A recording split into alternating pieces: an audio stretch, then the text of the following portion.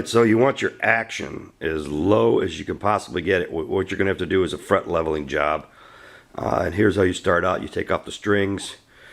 You loosen the truss rod if you have to get the neck perfectly straight. So you look down the neck to make sure it is. I'm not going to show you how to do that here. But then you tape off all the frets so that all it is showing is the metal on the fret. The next thing you have to do for fret leveling is get yourself a leveler. So you can go to StewMac and get yourself a fret leveler and then put some, or you can go to the local hardware store like I did and I bought a $15. This is a milled aluminum level, which it has to be straight. It has to be perfectly straight. So you have to find something that has some precision when you do this, not just a cheap level.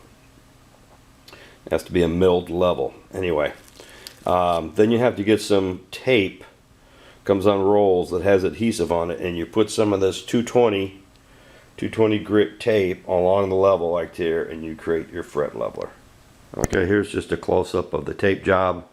Don't push the tape all the way around the back of the neck. It kind of makes it difficult to get off later. So just tack it to the edges, and then it makes for easy removal because you got something to grab onto when you want to pull it off. Okay, next you want to take a black marker and you want to mark each fret. What this is going to do is when we go over it with the fret leveler, it's going to sand down the ones that are high, and you're going to be able to see it because the black will be removed. Well, the other ones will stay black, and then you kind of keep sanding. Sometimes you have to remark a little bit, but you keep sanding until all the black is removed from all the frets, and that means they're level.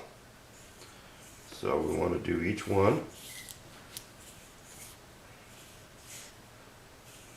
Doesn't have to be pretty. Just want to get some black on there so we can see which ones are high. Now I already know that I've got number 14, which I think is right about here, which is high, so we're going to see that right away when we start to level. Okay, so now we're going to start leveling. We've got the leveler on the fretboard. You can see you don't have much room here if you're using a 24-inch level. And then we just go back and forth, just a little bit, just in small strokes, all the way across the frets. And what we're doing now, you want to keep it in contact with the fretboard the entire time, so there's a little pressure you want to put on it. Not a whole lot, just enough to keep it flat against the frets. This first pass basically is going to show us which frets are high, because the ones around it will still have black on either side, and the one that's high is going to be shiny silver, because we're going to be sanding the black off of it. I'm taped off and ready for fret leveling. They're all marked up with black marker, all the tops of the frets, and I've done the first pass with the leveling tool. Here you can see a close-up of the fretboard after my first pass, and you can see as suspected fret 14, which I believe is this one here. You can see right here, it's very silver, which means all the black wore off because that's the highest fret. Some of the black is still here, so it's more level on this side than it is on this side, which is the high end of the neck. So we're going to continue to move across the neck with the leveling tool until we get all the black off. Sometimes we might want to just sand a portion of the neck, so I took one of the same levels and I cut it to 18 inches. I put the end cap back on so I don't have the sharp end over here where I cut it, and then I put the same taped sandpaper on the edge here. You have to trim the edge, but it's not a big deal. And then we're just going to do the high register part of the neck first, because that's where I'm getting the buzzing. Once again, just real short strokes across the neck, a little downward pressure, and you'll be surprised how fast you're going to sand off material. so don't sand too much. It's a brand new guitar, so there's plenty of fret left. This can be done on older guitars to try to level the frets if there's been wear from too much play in a certain area.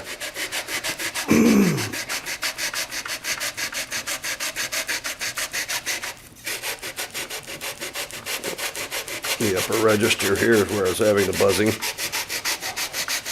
Yeah, I put some dots on the tape so that you can see what frets we're talking about. Here was 12. This is where, and 13, where I was getting my buzzing. You can see there's still a little bit of black on there, but mostly the silver has been taken off just a little bit.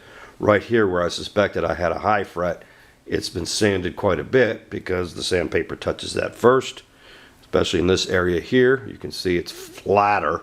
We're going to have to go in and crown this next. And then some of these others still have a little bit black up in this area, so I'm going to do a little bit more sanding here to remove that black.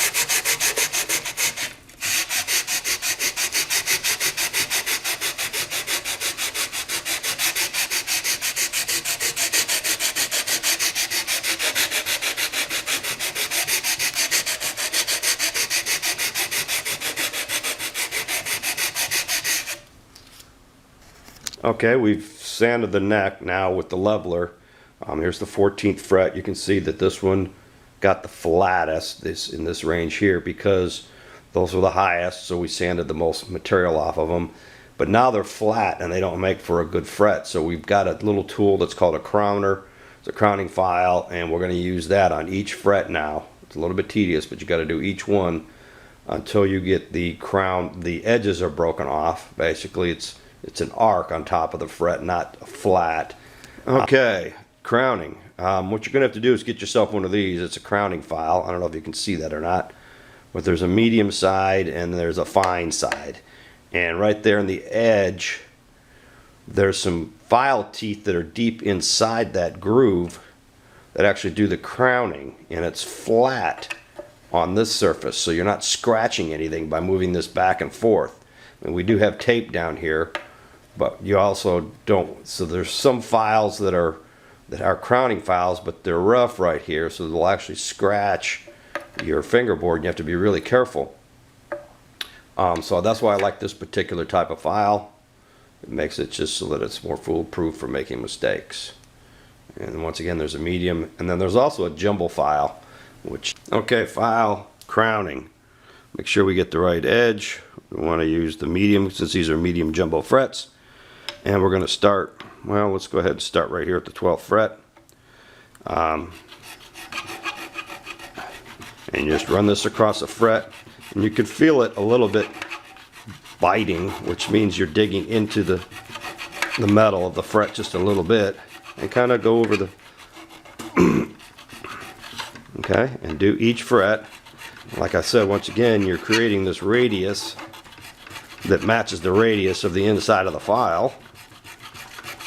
And each one has to be done. I'm not going to film each one. I'm going to turn the camera off and skip ahead. Okay, I finished crowning with the crowning file here. We showed this earlier. Each fret. One thing, the big difference a lot of times between a nice expensive instrument and a cheaper instrument is the level of detail that somebody's done on the frets, the fret work that's been done. And so by leveling and crowning and doing some edge work on the frets, which I'm going to show you here in a second, you can turn a neck into a neck that is normally found on a really expensive instrument. It's just making it smooth, the playability and the leveling of the frets so you can get the action low. That all comes from doing this fret work here, which doesn't even take that long. I'm going to do this whole guitar maybe in an hour, and then putting the strings on, of course. Okay, I don't like to talk much in these videos, but I got to explain something.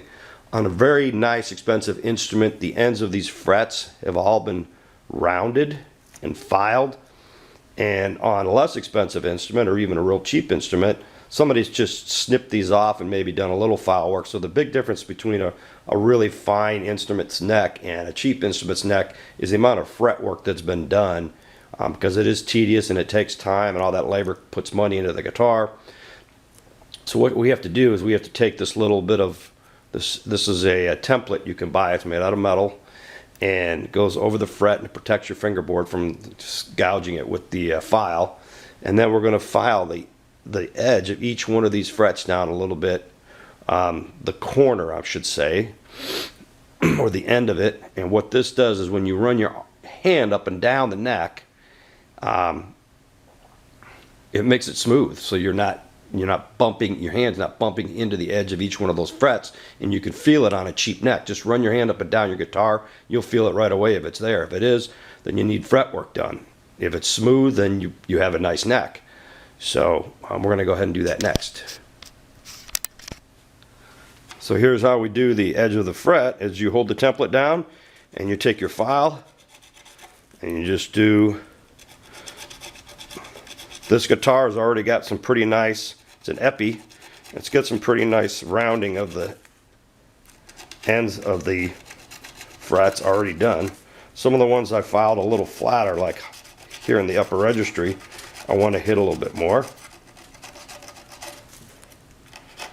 And what this is doing is taking that sharp edge off that you're going to feel with your hand or with your thumb as it's moving up and down the neck. Now I'm not going to show you every single one, so I've got to do both sides of the neck,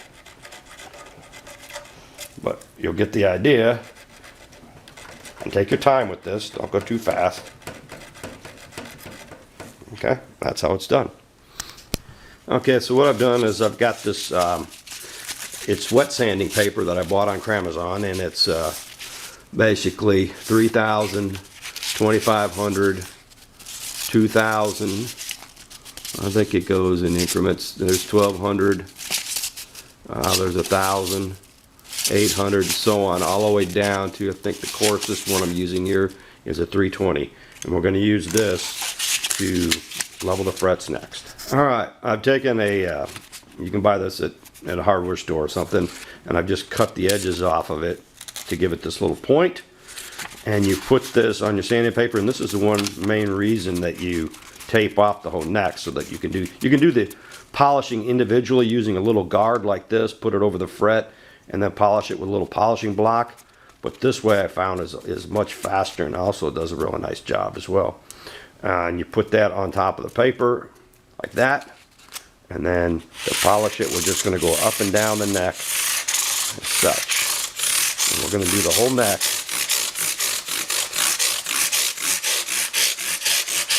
We're going to start with the 320.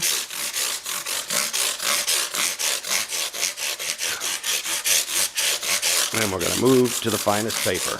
Okay, I'm up to 800 grit here, and I'm just going to show you a little bit more of how this is done.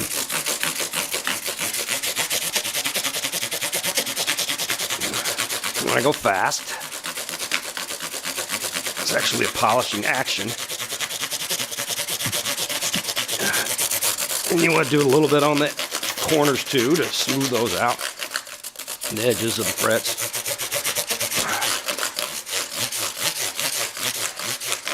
That was 800. Okay, the next one is 1,000 grit. Same thing. Up and down the neck. 1,000 grit.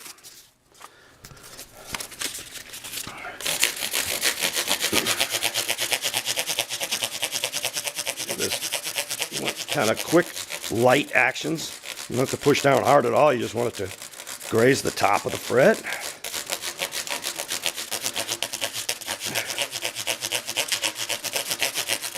Again, you're polishing.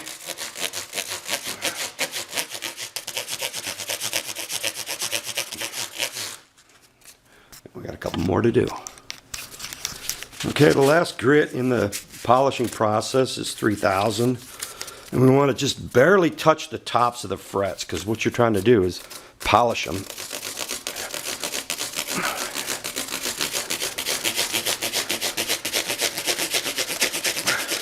The faster you go, and you can see them start to shine, really take on a chrome-like finish, which is what you want, real shiny, smooth, for some beautiful playing.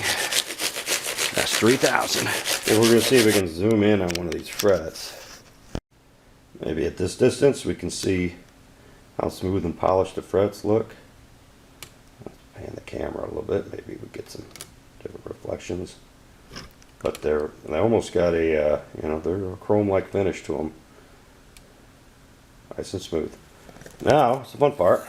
We get to take all the tape off, put the strings back on, and see how she plays. We should be able to get the action substantially lower, and all the buzzing should be eliminated. If not, rinse and repeat the whole process over again. But as you do this in increments, you might have to do it a few times if you still find that you have some issues here and there. But that's okay, because each time you do it a little bit less, and the net gets a little bit better. You don't want to take too much off of these frets. You want to leave enough meat on there for lots of years of playing. Thank you. This is Wet Carpet Studios, Winhauser, fret leveling.